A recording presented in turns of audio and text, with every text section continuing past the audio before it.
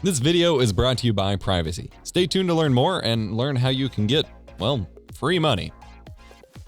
So at some point last year, I got sent a VR headset rig for me to play virtual reality on and make a couple videos, and I made the sponsored content for Intel regarding the Archangel Nightwing, whatever, the Archangel game, the mech game. Was a lot of fun.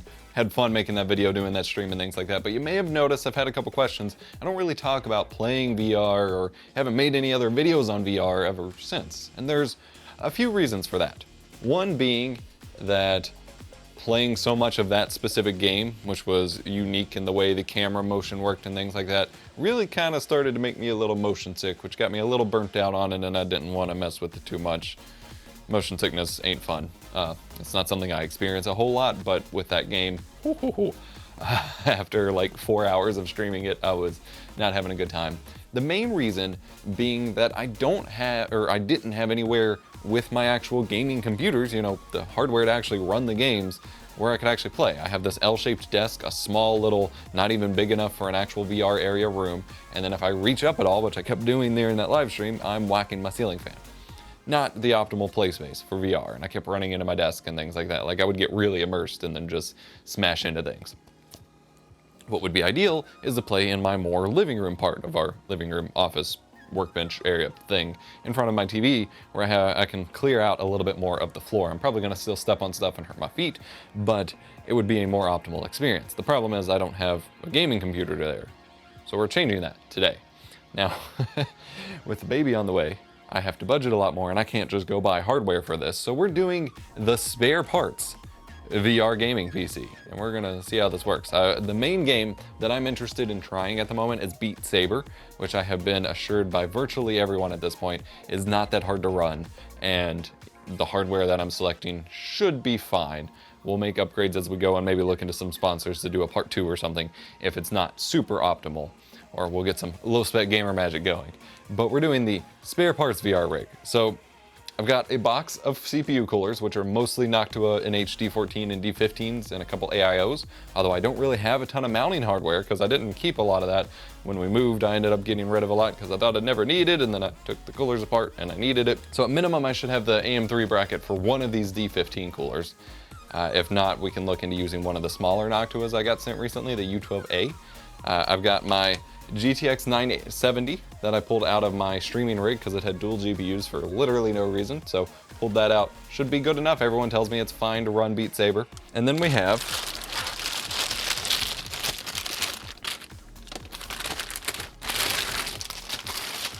the Asus Crosshair 5 Formula Z with my AMD FX 9590 CPU. So 8 cores, although according to the recent lawsuit settlement, sort of. Lawsuit was kind of garbage, and I don't apparently qualify for the settlement money because I'm not in California and I didn't buy it from AMD.com. But I've still got the FX 9590 in there. I've got some DDR3 RAM sitting around. We're basically kind of rebuilding my game, or my editing PC. I guess it was my gaming PC too, from 2014, but trying to make it a little bit smaller and intending to use it for VR. Hopefully it'll work out. So again, weird selection of coolers. Before the case, we're gonna do something a little bit different. I do have a few cases lying around here, and part of my motivation for doing a lot of these weekend project videos is to get a lot more of this inventory either in use or out of my way, you know, gotten rid of entirely, so I can clear up some space here. But I don't know that I'm gonna use the spare cases. I have something else in mind. What is that? So looking at it here, I'm really starting to question whether or not this is the route I want to go down. Yeah. But this is actually an ROG case, so keeping with the Asus theme, that's a ROG badge on it. My uncle, great uncle, distant uncle, who gave me his entire PC gaming collection a couple years ago that I unboxed on the channel and has seeded me a little bit of weird older PC hardware over time, which has been pretty great to have someone who has that stuff. Sent me his old computer, which is in this really nice, you know, classic mid 00s, aughts, as some people call it, PC case. But it's been sitting in a garage for a decade or however long it's been now. It's not in the best shape. So I wanted to keep it for like a low key, it's not a sleeper build, but you know, a low key, less flashy rig. and to kind of keep with the consistent theme, but it's gonna need some cleanup. I do like all of the different bays, and it's got a multi DVD drive in it. This weird Windows 98 era USB bay. I don't know if that has a hard drive in it or what, and it has a full system in it, so we get to see what kind of weird hardware is in there, but it is going to need some work, as I said. And this whole door system is actually broken off because this kind of swings out, but it does shut. So theoretically, if we can get this cleaned up, it should look pretty cool. So I'm just gonna start tearing into it, and we'll see how far we make it before I change my mind on the case. I do have another case coming for review that we might swap it to midway through this video if I end up not finishing it all today.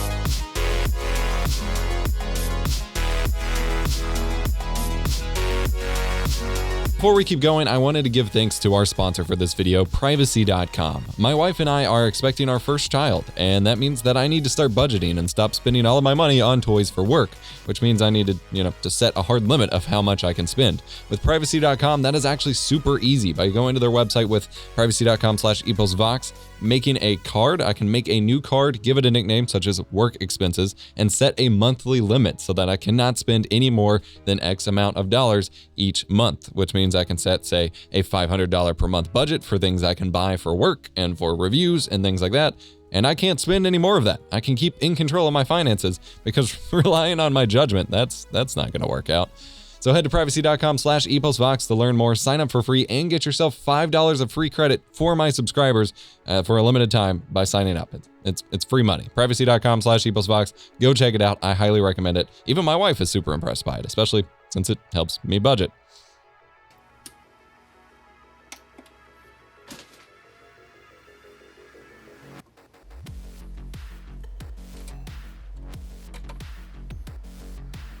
It lives.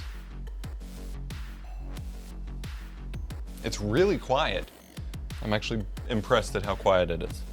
All right, well, according to the diagnostic codes and stuff, it appears to maybe be rejecting my 970 for some reason. Not sure what's up with that. So we're gonna try moving it down to the other 16X slot. Failing that, I'm gonna put in this 1080 and see if we have any better results. It may be the power's choice. I don't know. So we're gonna start by moving it down and switching power leads. We're gonna start switching power leads, then moving it down.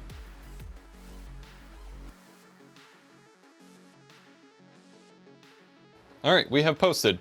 We have 16 gigabytes of RAM, 9590, 4.7 gigahertz, 970 is running. So for whatever reason, that power lead just wasn't working, but we're good to go. So I don't need my 1080 that can go back in my stream rig.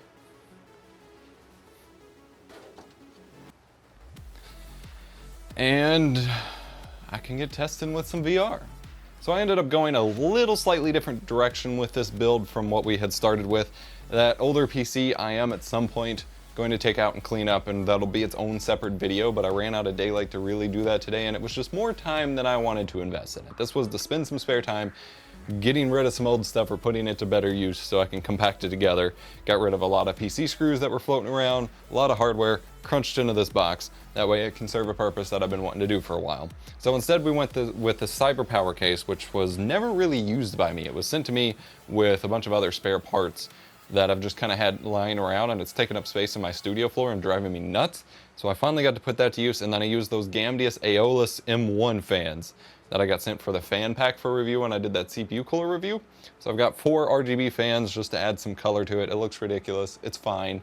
And then for cooling the 9590, we actually went with the Noctua NH D14. I thought it was a D15, but it's actually the D14, which is the older one.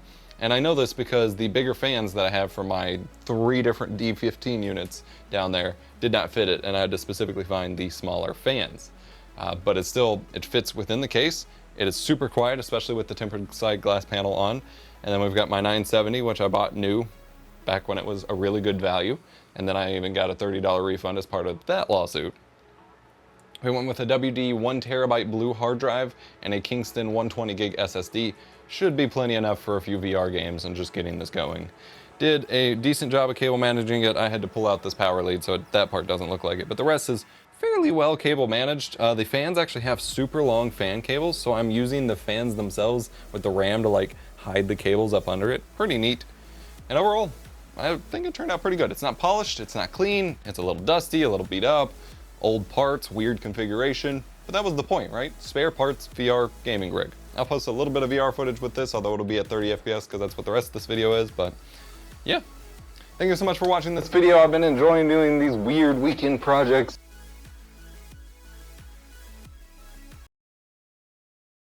3 hours later.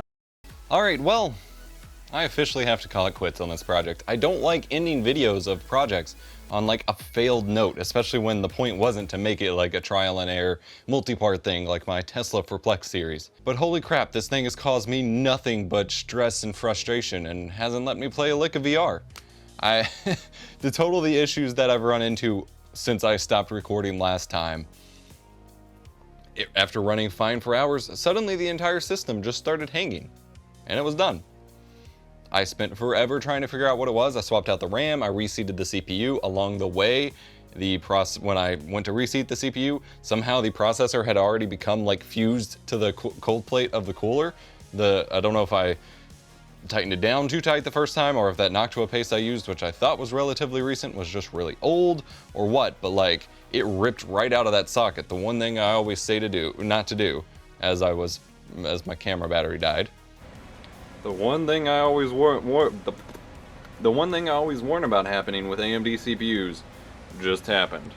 Thankfully no pins were bent, but got it reseated, changed out the RAM, didn't seem to help. I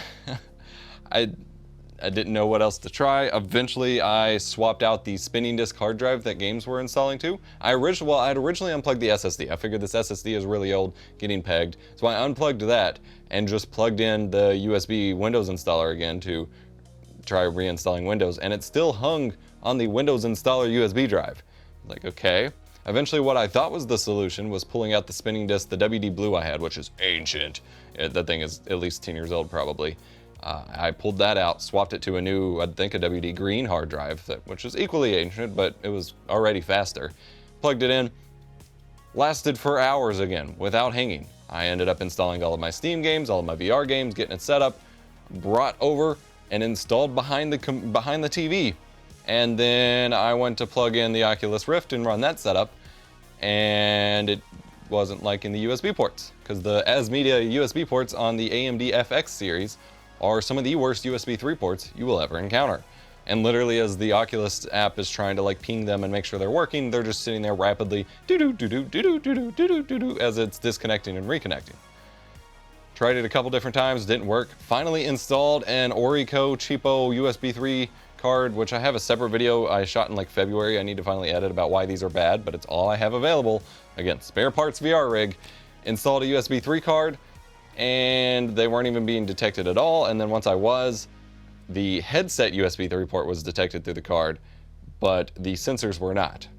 They still weren't working on the onboard USB 3. Finally, I just tried USB 2. Apparently you can just use them on USB 2 ports. Thought that was going great, and then literally as it's trying to like confirm that it can track the controllers, I got a blue screen. And then a system hang. And then a blue screen. And a system hang. And a blue screen.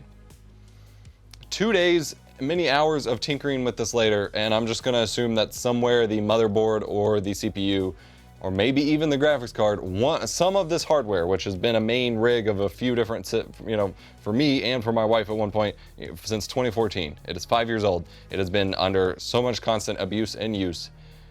Something about it is dead. And I'm done.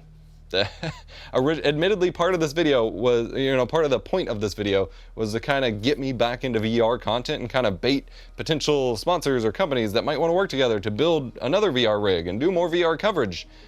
But I at least wanted to actually play Beat Saber for once. I even had our Horse Taco, one of our longest Discord members, actually donated me Beat Saber because I couldn't buy it right now, and I literally can't play it. I'm pissed. So yeah, so since, like I said, this was meant to be bait to get that, so I hopefully will have a part 2 to this where I do partner with a company to build a VR rig, because I thought I was doing great. I combined a bunch of old hardware that was sitting around taking up space, got it packed behind my TV where you wouldn't really see it anymore, and I can't play VR. Sorry to end the video on this note. It was supposed to be, you don't need a powerful rig to run VR. 970 is like the minimum requirements, and for games like Beat Saber, it's totally fine. FX 9590, totally fine. But the problem of using older used hardware is there's always going to be little issues that you can't fully track down or fix. And that just sucks. So, thank you for watching. Hit the like button if you enjoyed. Subscribe for hopefully not more of these kinds of tech failures, and hopefully we have another VR video in the future. I was actually hoping to use this to play Clone Hero too. It's been forever since I've played Guitar Hero. I'll see you next time.